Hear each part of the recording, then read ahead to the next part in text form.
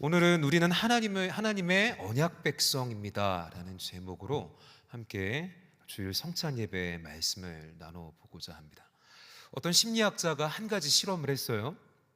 울타리가 있는 운동장과 울타리가 없는 운동장 두 가지를 구비한 다음에 각각 그 운동장들마다 아이들을 들어가게 해서 뛰놀게 한 후에 관찰을 했습니다. 그런데 살펴보니 울타리가 없는 운동장에 있는 아이들은 운동장을 넓게 쓰지 못하고 중앙 쪽에 집중해서 한가운데에서 뛰노는 것을 발견을 했고요.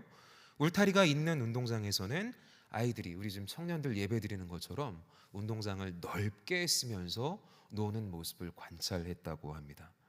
울타리라는 보호 장치가 있기 때문에 안정감을 가지고 그 운동장 밖으로 나도 모르게 나가지 못하도록 보호해주는 안전 장치가 있기 때문에 아무 걱정 없이 아이들은 운동장을 넓게 쉬면서 뛰놀 수 있었던 것입니다. 이 실험이 우리에게 알려주는 교훈은 우리가 살아가면서 사람에게는 울타리가 있어야 생활과 우리의 인격의 폭이 넓어지고, 갇혀 있는 것 같지만 일련의 울타리가 존재하고 있을 때 우리는 그 안에서 더 자유를 누릴 수 있다라는 교훈을 우리에게 주고 있어요.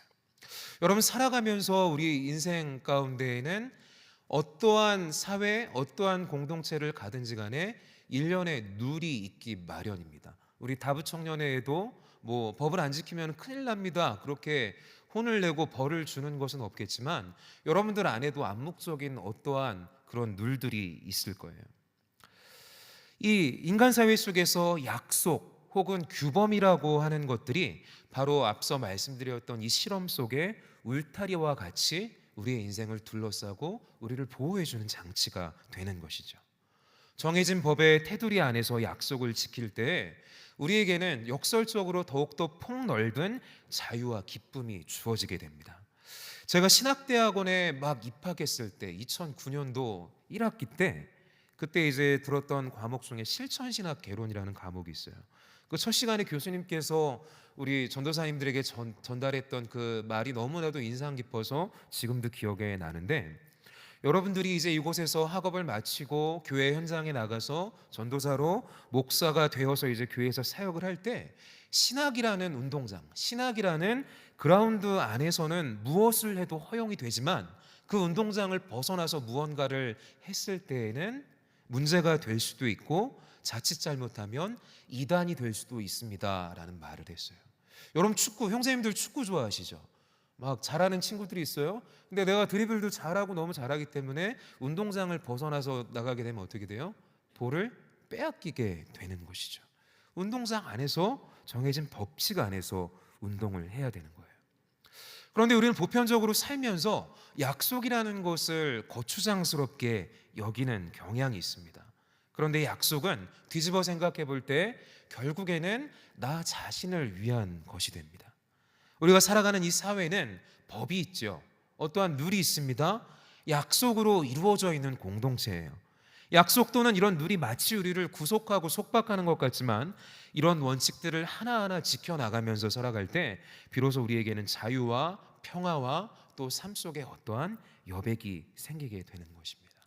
그런데 오늘 성경을 보면 하나님께서도 그분의 백성들과 약속을 하셨어요. 언약을 맺으셨습니다. 우리 먼저 구약성경 창세기 12장 1절과 2절 말씀을 함께 소리내어서 읽어보겠습니다. 여호와께서 아브라함에게 이르시되 너는 너의 고향과 친척과 아버지의 집을 떠나 내가 너에게 보여줄 땅으로 가라. 내가 너로 큰 민족을 이루고 내게 복을 주어 내 이름을 창대하게 하리니 너는 복이 될지라. 마지막 구절이 아주 인상적이죠. 아브라함에게 그냥 내가 너를 축복해가 아니라 네가 복 그 자체가 될 것이야 라고 말씀하고 계셔요. 하나님께서 우리가 믿음의 조상으로 알고 있는 이 아브라함이라는 사람을 처음 부르셨을 때 그가 고향과 친척과 아버지의 집을 떠나서 하나님께서 지시하시는 저 땅 가나안으로 가라 명령하시면서 이 축복의 약속의 말씀을 그에게 허락해 주셨어요. 이 아브라함 할아버지는 메소포타미아 지역에 있는 우르라는 도시에서 우상을 깎아 만들면서 많은 돈을 벌고 안정적인 도시 생활을 하고 있었던 사람이었어요. 지금 이제 서울이 대한민국의 중심이고 가장 번화한 도시였던 것처럼 당시 고대 근동에서는 아브라함이 살고 있었던, 우리가 흔히 바벨론이라고 이야기하고 세계사 시간에서는 비옥한 초승달 지대라고 배운 그 메소포타미아, 그곳에 있는 도시국가들이 당시에 가장 핫한 곳이었습니다. 그런데 도시를 떠나서 어느 날 갑자기 너 저기 변두리 가서 살아라, 그게 내 뜻이야, 이렇게 말씀하셨을 때 하나님께서 여러분에게 찾아오셔서 어느 날, 야 누구누구야, 너 지금 서울에 살고 있잖아, 저기 강원도로 좀 이사 가지 않을래? 이렇게 이야기하실 때 여러분들의 반응은 뭔가요? 무슨 소리를 하십니까? 강원도라니요. 그렇게 반문하겠죠. 그런데 놀랍게도 아브라함은 그 하나님의 부르심에 즉시 순종하면서 그 응답을 하나님께 보였어요. 하나님의 부르심에 순종하여서 가나안 땅으로, 하나님이 지시하시는 땅으로 이주한 아브라함은 하나님의 땅 약속에 대한 응답으로서 세겜이라는 곳에 도착해서 제단을 쌓고 그 약속에 감사하면서 하나님께 제사를 지냅니다. 그리고 이 약속은 아브라함 이후의 족장들, 아브라함의 아들이었던 이삭, 그의 아들이었던 야곱에게서도 아브라함에게 주어졌던 그 복이 동어 반복되면서 그들에게도 하나님의 언약이 재확인되는 과정들이 성경에 담겨 있어요. 야곱의 아들이 누구죠? 12명의 아들들이 있었는데 야곱이 가장 사랑했던 아들이 누구입니까? 요셉이었죠. 꿈의 사람 요셉. 이 요셉이 그를 시기하였던 형들에 의해서 이집트로 노예로 팔려가게 됩니다.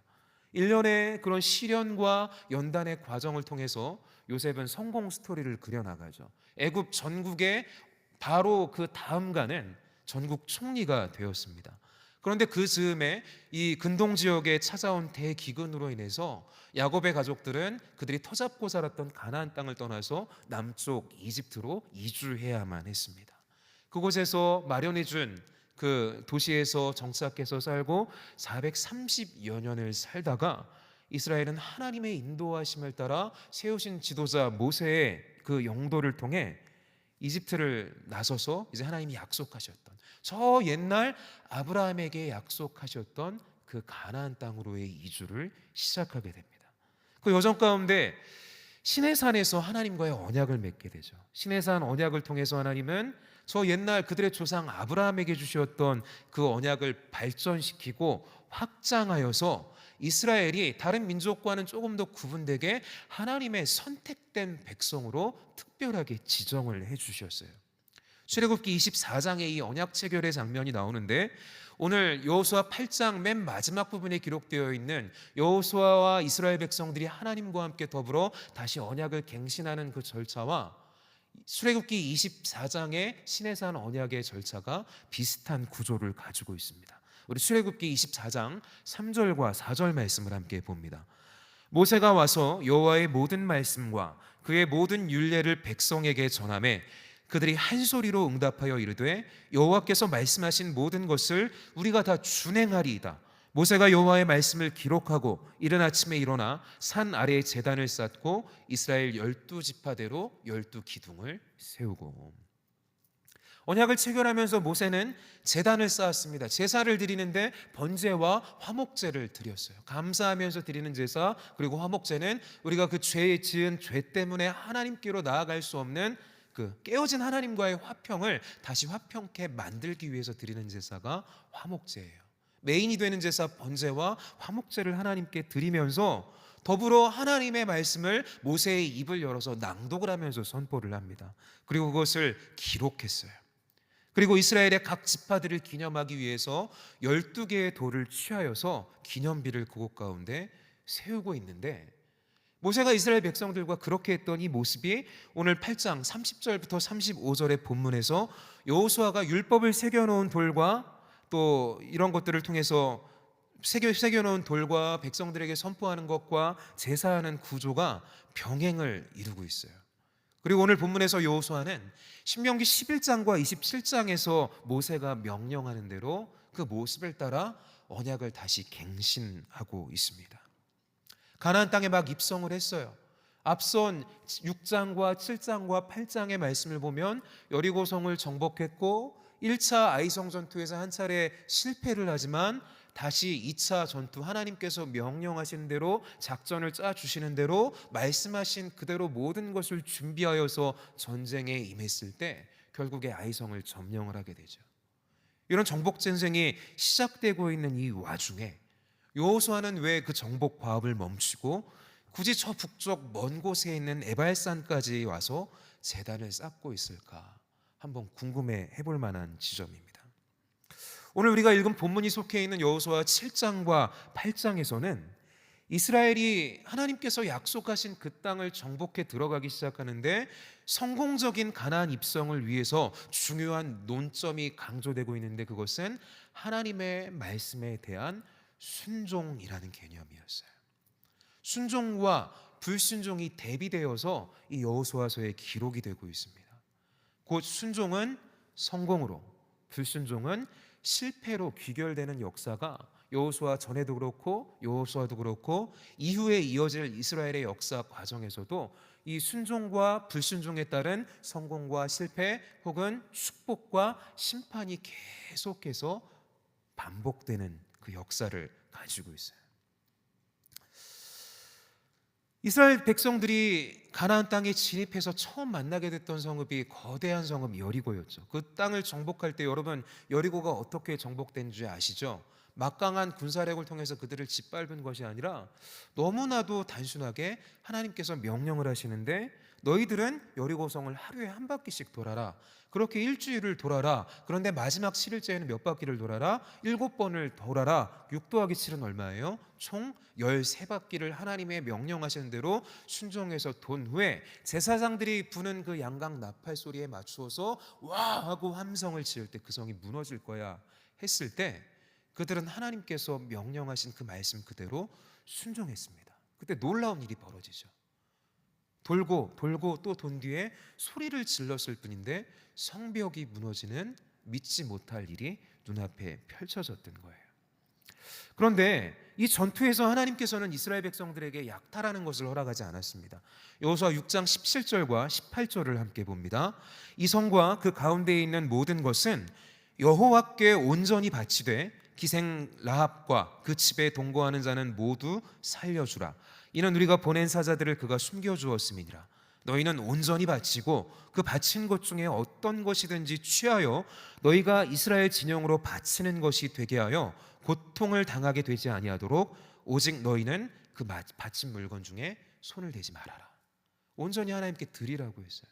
그 중간에 경고를 하고 계시죠. 그것을 너희가 빼앗거나 또 따로 빼돌리거나 탈취하게 됐을 때 너희가 온전치 되지 못할 수도 있어. 그러니 스스로 조심하면서 내가 너에게 명령한 그대로 탈취한 모든 것들을 이스라엘의 진영에 곧 하나님께 제물로 바쳐 드려라 라고 명령을 합니다. 그런데 이 당시 역사 속 고대 세계는 물론 우리가 살아가는 현대 약 100여 년 전까지만 해도 전쟁에서 승리하는 경우에는 승자가 패배자의 재산과 더불어서 목숨까지도 취하는 것이 일반이었습니다.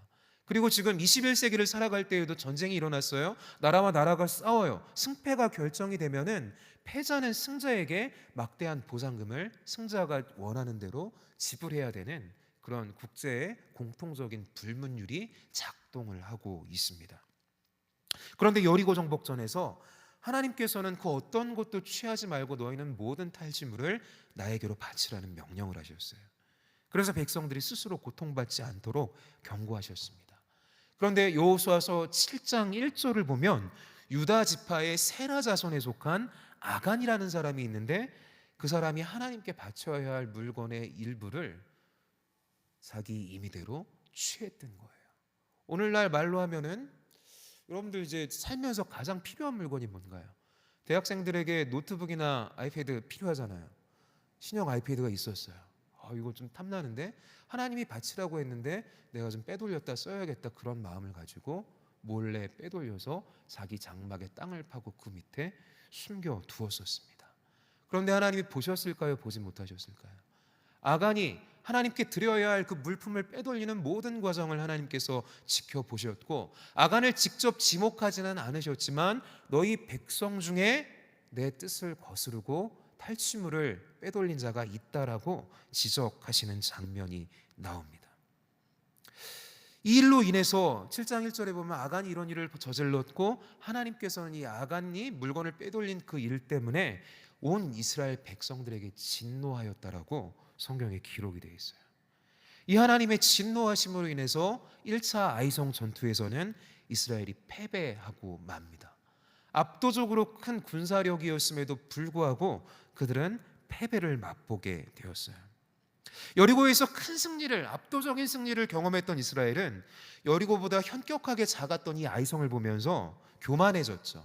큰 승리의 경험 까닭에 이 정도는 우리가 충분히 제압할 수 있지, 그런 생각을 가지고 2, 3천 명만 올려보내도 손쉽게 저 성은 먹을 수 있겠다 판단을 하면서 적은 군사를 보냈지만, 그 군사도 아이성의 백성들보다 훨씬 많은 숫자였지만 그들은 패퇴하고 말았어요.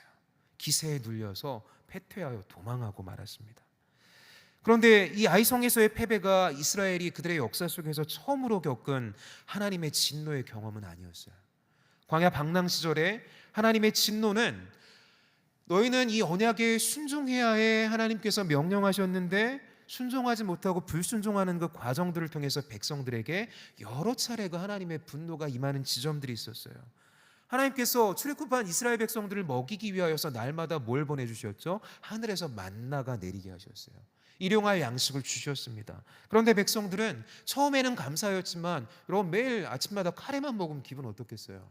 엄마가 맨날 나한테 카레만 해줘. 처음엔 맛있는데 계속 먹으면 정말 싫어요. 물리죠. 안 먹게 돼요. 그렇게 불평하는 우리와 같이 이스라엘 백성들도 맨날 이거 먹으면서 도대체 좀 이거 말고 고기 없어요? 하나님 앞에 불평하게 되죠. 그들의 그런 불평 불만에 하나님께서는 진노를 하셨어요. 그리고 아론과 미리암이 자신의 동생이었지만 하나님께서 이스라엘을 통치할 하나님의 대리자로 세웠던 그 모세의 역할에 도전했던 그런 지점이 있었는데, 그때에도 하나님의 분노가 어김없이 백성들을 향해 불타올랐고요.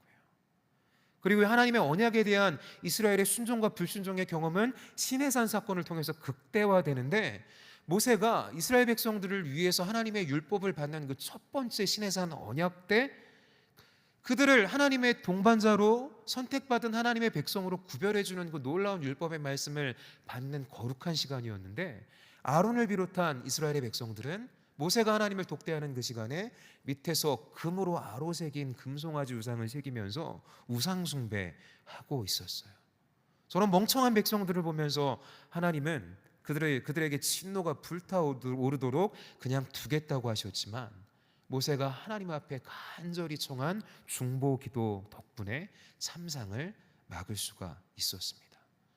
그런데 시내산에서의 이 사건을 통해서 우리는 하나님의 성품이 딱 일관되기만 한 것이 아니라 동전의 양면과 같이 복합성을 가지고 있다는 것을 발견할 수 있는데요. 출애굽기 34장 6절과 7절을 우리 천천히 또박또박 한번 같이 읽어보기를 원합니다. 하나님의 성품이에요. 읽어봅니다. 자비롭고 은혜롭고 노하기를 더디하고 인자와 진실이 많은 하나님이라. 인자를 천대까지 베풀며 악과 과실과 죄를 용서하리라. 그러나 벌을 면제하지는 아니하고. 이 말씀에 근거하면은, 그 비유를 따져보자면 하나님의 성품이 심판과 은혜 중에 어느 쪽으로 기울고 있어요? 은혜 쪽으로 크게 기울고 있는 모습입니다. 진노보다는 긍휼과 은혜와 사랑과 그분의 신실하심에 대해서 압도적으로 더 많이 말하고 있어요. 물론 진노도 존재하지만 그 진노를 더디하시는 주님. 여러분이 죄를 지었을 때 즉각 지적하시면서 즉결 심판하는 것이 아니라 우리가 죄를 자복하고 회개하며 하나님께 돌아오기를 기다리시는 주님, 노하기를 더디하시는 그 하나님의 성품이 드러나고 있어요. 아까 여호수아 7장에서 아간이라는 사람이 하나님 앞에 말씀을 어기고 탈취물을 자기가 따로 빼돌렸던 범죄를 지었다라고 하잖아요. 아간이 그 하나님의 말씀을 어기는 죄를 지었을 때 그 죄 까닭의 1차 전투에서 이스라엘은 패배하게 되는데, 이것은 언약 백성을 향한 이 하나님의 진노의 더딘 모습으로부터 비롯되었던 것이죠. 아간이 죄를 지었는데 즉각적인 심판이 이루어지지 않았어요. 우리 역시도 날마다 매주마다 이렇게 예배를 드리고 하나님의 말씀을 읽고 공부하고 묵상하고 그 말씀을 내 마음 가운데 아로새기며 하나님 말씀대로 살아가리라 결단하지만, 그럼에도 불구하고 세상에서 세파에 찌들여서 또 세상을 사랑하여서 하나님 앞에 범죄하고 말씀으로부터 벗어나 살 때가 얼마나 많이 있어요. 하나님 앞에 범죄했는데 여러분 벼락 떨어졌어요? 가다가 차에 치인 적 있어요? 잠자다가 하나님께서 우리의 목숨을 거두셔서 불려간 사람 여기 한 사람도 없어요. 하나님의 심판이 직결적으로 임하지 않는다라는 것입니다. 하지만 이 하나님께서 노하시기를 더디하시는 것은 우리가 하나님 말씀 앞에 우리를 비추어서 우리의 죄악을 깨닫고 우리가 자원하는 마음으로, 회개하는 마음으로 하나님 앞에 나와서 그 죄를 고백하기를 원하시는 거예요. 아간의 죄를 모른 척 해주신 것이 아니라 그가 하나님께서 너희 중에 범죄한 자가 있어 내 진노가 너희에게 임할 것이야, 그 경고가 임했을 때 아간이 바로 회개했다라면은 여호수아 7장 이하의 이스라엘의 역사는 조금 다르게 그려지고 있었을지도 모르는 것이죠. 기다려주시는 거예요. 우리가 죄를 회개하도록. 이스라엘이 가나안 땅에 입성하기 직전에 모세는 들어가지 못했죠. 요르단 땅에서 느보산에서 그냥 산채로 하나님 앞에서 죽음을 맞이하게 됩니다. 그런데 들어가지 못한 모세는 저 땅에 들어가게 될 이스라엘의 2세대, 출애굽 2세대, 그 다음 세대들에게 이렇게 권고했습니다. 신명기 6장 17절과 18절입니다. 너희의 하나님 여호와께서 너희에게 명하신 명령과 증거와 규례를 삼가 지키며 여호와께서 보시기에 정직하고 선량한 일을 행하라. 그리하면 내가 복을 받고 그 땅에 들어가서 여호와께서 모든 대적을 너희 앞에서 쫓아내시겠다라고 너희 조상들에게 맹세하신 그 아름다운 땅을 차지하리니. 말씀에 순종해야 돼. 내 말씀을 준행할 때 아브라함을 통해서 그 조상들을 통해서 오늘 너희에게도 약속한 그 말씀을 너희가 순종할 때에 이루어질 것이야. 하나님 그렇게 말씀해 주셨던 것이죠. 여리고의 승리를 거두고 아이성 정복을 앞두고 있는 이스라엘은 모세를 통해서 그들에게 주어졌던 이 하나님의 권고를 외면했고 그 결과에 따른 실패를 경험하게 되는 것입니다. 그럼에도 불구하고 오늘 8장에 기록되고 있는 제2차 아이성 전투에서 큰 승리를 얻을 수 있었던 것은 단순히 그들이 하나님의 명령에 순종했기 때문만이 아니라 전투에 앞서서 아간의 죄를 제거함으로써 7장 후반부에 이제 제비를 뽑고 하나님께서 죄인들을 추적해 가시면서 마지막에 아간이 당첨이 되고 그와 그의 가족들을 불태워 죽이는 심판의 장면이 나와 있어요. 그의 죄를 제거함으로써 자신들의 죄가 속하고 그들을 향했던 하나님의 진노를 거두시고 용서가 그들 가운데 임하게 되었던 것입니다. 죄에 대한 회개로부터 하나님의 말씀, 그 하나님의 명령, 하나님과 더불어 우리가 맺은 그 언약의 순종으로 비로소 나아갈 수 있는 길이 전투 직전에 마련되었던 것이에요. 그리고 성경이 이 내용이 너무나 길기 때문에 스토리텔링을 이야기할 수 없기 때문에 여러분 돌아가셔서 여호수아 8장 전체를 한번 자세하게 읽어보세요. 여리고성은 전쟁의 모습이 아니었어요. 그냥 뺑뺑 산책하고 난 다음에 소리 한번 질렀는데 성이 무너졌죠. 초자연적인 또 우리의 상식을 벗어나는 그런 기적이 일어난 것이었는데 아이성 전투는 전쟁의 일반적인 모습을 보여주고 있어요. 하나님께서 전략을 수립하시고 여호수아를 통해서 하나하나 명령하시고 그 가운데에는 매복 작전이 있기도 했습니다. 하나님께서 여호수아를 통해서 주신 것 그리고 백성들에게 지시한 그것들을 병행 구조를 이루면서 하나하나 이스라엘 군대는 그것을 순종하고 준행함을 통해서 하나님께서 치밀하게 짜놓으신 그 작전, 마치 삼국지에서 제갈공명이 앞을 내다보면서 모든 것을 다 밑밥을 깔아놓잖아요. 빌드업 해놓고 그냥 나가기만 하면 이기는 거예요. 그런 일반적인 전략이 있는 전쟁의 과정을 통해서 승리를 맛보게 하셨습니다. 하나님의 계획, 그 작전과 또 그것에 대한 실행 그리고 백성의 순종으로 승리하게 된 이 아이성 전투 8장을 자세하게 한번 읽어보시길 바랍니다. 그 기록이 이제 8장 29절까지 전쟁의 기록이 되고 오늘 본문으로 채택한 30절로 들어갔을 때 여호수아서를 기록하고 있는 이 성경의 저자는 아이성 전투의 현장을 벗어나서 에발산으로 이야기의 공간을 옮기고 있습니다. 오늘 본문 30절과 31절을 함께 읽어봅니다. 그때 여호수아가 이스라엘의 하나님 여호와를 위하여 에발산에 한 제단을 쌓았으니 이는 여호와의 종 모세가 이스라엘 자손에게 명령한 것과 모세의 율법책에 기록된 대로 쇠의 연장으로 다듬지 아니한 새 돌로 만든 제단이라. 우리가 여호와께 번제물과 화목제물을 그 위에 드렸으며. 서두에 30장 첫 머리에 뭐라고 나와 있어요? 그때 여기서 그때는 이스라엘이 직전에 아이성을 점령한 직후 그 시점을 이야기하는 겁니다. 전쟁의 승리를 거둔 그 직후에 여호수아는 아직 이제 2개의 성을 정복했을 뿐이에요. 요단 서편에 있는 가나안 모든 땅을 이제 하나하나 점령해 가야 되는데 이제 막 전쟁이 시작한 건데 전쟁이 끝난 것도 아니고 본격적으로 시작되는 이 시점에 왜 굳이 저 북쪽 에발산으로 가서 제단을 쌓았을까? 그 이유를 봅니다. 신명기 24장 4절과 5절입니다. 너희가 요단을 건너거든 내가 오늘 너희에게 명령하는 이 돌들을 에발산에 세우고 그 위에 석회를 바를 것이며 또 거기서 너희 하나님 여호와를 위하여 제단 곧 돌단을 쌓되 그것에 쇠 연장을 되지 말지니라. 이러한 모세의 유지가 있었어요. 너희가 지금 이제 광야 방랑을 했고 요단 동편까지 왔습니다. 길갈의 진을 치게 되었는데 이제 저 요단강을 건너서 가나안에 입성하게 되면은 너희가 가장 먼저 해야 할 것이 있는데 그것은 북쪽에 있는 에발산에 가서 제단을 쌓고 언약을 갱신하는 일이 최우선이 되어야 해. 모세를 통해서 명령을 하셨어요.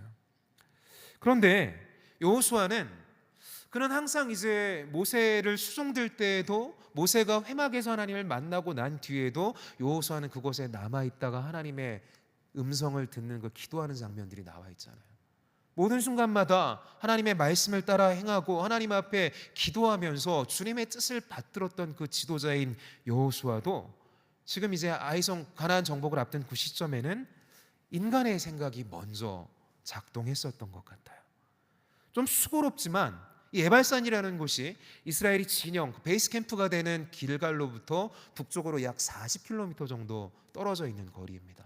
40km면 직선 거리로 여기서 수원까지 가는 것보다 조금 더 먼 거리예요. 굉장히 긴 길이죠. 자동차도 없어요. 그런데 수십만 여자와 아이들까지 하면은 수백만에 육박하는 이스라엘 백성들이 온 백성이 그 북쪽 에발까지 가게 된다라면은 이동을 하는 것이 번거롭기도 하고 그 과정 가운데 아직 정복되지 않은 백성들로부터 공격을 받을 수도 있는 리스크가 있는 상황이었어요. 그래서 여호수아는 전략적인 판단을 통해서 바로 우리가 이 길갈에서 강을 건너서 여리고부터 정복을 해야겠구나 그렇게 생각하고 여리고를 먼저 점령을 했고요. 그 다음에는 시행착오를 겪으면서 아이성을 점령한 후에야 이 말씀을 다시 되새기면서 에발산으로 올라가게 된 것입니다. 왜 이제서야 에발산으로 왔을까요? 왜? 아이성의 실책을 통하여서 그의 생각이 이제 바뀌게 된 것이었어요. 인간적인 상식, 자신의 여호수아 장군으로서 경험적인 그 판단을 따라서 이렇게 하면 좋을 것이라고 생각했는데 하나님의 뜻은 여리고와 아이가 아니라 에발산에 수고롭게 올라가서 거기서 제단을 쌓고 예배하는 것이 먼저였던 것이죠. 하나님의 말씀에 순종하는 것이 우선이라는 것을 여호수아는 이 아이성 승리를 통해서 비로소 생각하게 된 것입니다. 그래서 에발산에서 제단을 쌓아서 하나님께 제사를 드린 후에 온 백성이 보는 앞에서 준비된 돌판 위에 율법을 새기기를 시작합니다. 이어서 저 옛날 모세가 했던 그대로 백성의 절반은 에발산에 나머지 절반은 그리심산 앞에 세우고 그 중간에 언약궤를 메고 있는 제사장들을 세운 후에 율법책에 기록되어 있는 그 모든 축복과 저주의 율법을 우렁차게 백성들에게 낭독하며 가르쳤습니다. 여러분, 이런 행동의 의미가 무엇일까요? 전투의 실패와 성공 원인이 야훼 하나님의 언약에 대한 자신들의 불순종과 순종으로 인해서 정해졌다는 것을 깨닫고 이제 저 남아있는 가나안 땅을 정복하고 그 땅에서 하나님의 언약의 축복을 누리며 하나님의 구별된 선민으로서 너희가 이제 새로운 역사를 살아가야 하는데 앞으로는 하나님의 언약 앞에 철저히 순종하는 믿음으로 나아가기를 다짐하면서 그 뜻을 다시 세우기를 하나님께서는 원하셨던 것이었습니다. 앞서도 말씀드린 것과 같이 하나님께서는 저 옛날 아브라함의 때부터 이스라엘에게 가나안을 주시기로 약속을 했어요. 그런데 이 약속의 땅에서 이스라엘이 하나님의 그 원대한 계획과 또 궁극적으로는 이스라엘을 통하여서 또 장차 오실 예수 그리스도를 통하여서 이스라엘 백성들뿐만이 아니라 온 세상 모든 사람들을 예수 안에서 구원받게 하는 것이 하나님의 놀랍고 원대한 구원의 계획인데, 그 목적을 위해서 이스라엘이라는 민족을 세우셨죠. 그런데 그들이 그 목적을 이루는 하나님의 백성이 되기 위해서는 그 어떠한 것보다 그들은 하나님의 언약에 충실해야만 했습니다. 이스라엘은 결코 선택받은 민족이라고 해서 그들에게 어떠한 무슨 치트키가 있는 것이 아니라 정말 나서부터 그들이 선민이어서 그들을 택하셨던 것이 아니었어요. 결코 그들은 가나안의 원주민들보다 의롭지가 않았습니다. 그리고 여러분들 믿는 하나님의 자녀로서 우리가 그 하나님의 우리에게 보여주신 그 사랑을 따라서 선하고 신실한 삶을 살아가지만, 죄송하지만 세상에 나가보면 여러분들보다 착하고 법 잘 지키고 기부도 많이 하고 아름다운, 우리보다 어찌 보면 더 그리스도인다운 모습으로 살아가는 세상 사람들 너무나 많이 있어요. 구원받은 하나님의 자녀라고 해서 우월감을 가질 필요가 전혀 없다라는 것이죠. 이스라엘 백성도 그러했어요. 결코 원주민들보다 의롭지 않았어요. 착하지 않았어요. 그런데 신명기 9장에서는 하나님께서 이스라엘 백성을 어떻게까지 평가하시느냐? 저 목이 곧은 백성들. 여러분, 고개 잘 못 숙이는, 하나님 앞에 숙일 때 숙여야 되는데 고개가 숙여지지 않는 거예요. 군대에 있을 때 광춘이라는 친구가 있었어요. 한 달 후임이었는데 그 친구는 이렇게 왠지는 모르겠는데 자세가 항상 이런 자세예요. 그래가지고 굉장히 오해도 많이 받고 그 이렇게 거만해 보이는 표정으로 인해서 그 사람들에게 많이 두드러 맞기도 했습니다. 목이 곧아서 그런 거죠. 그 친구의 뭐 사정은 어땠는지는 모르겠는데 그 교만했던 이스라엘 백성들, 교만한 자들이라고 하나님께서 자기 택한 백성들을 책망하기도 하셨어요. 이스라엘이 가나안 땅을 정복하고 그 땅에서 약속으로 구별된 하나님의 백성으로 살아갈 수 있었던 것은 그들에게 어떠한 선한 것이 있었기 때문이 아니라, 그들에게 탁월함이 있었기 때문이 아니라 오직 하나님의 은혜와 저 옛날 그들의 조상 아브라함에게 주신 약속 덕분에 그들은 그 땅에 들어갈 수 있었던 거예요. 하나님께서 기록하여 약속하여 주신 그 언약 까닭에 그들은 선택받은 백성이 될 수 있었다는 것입니다.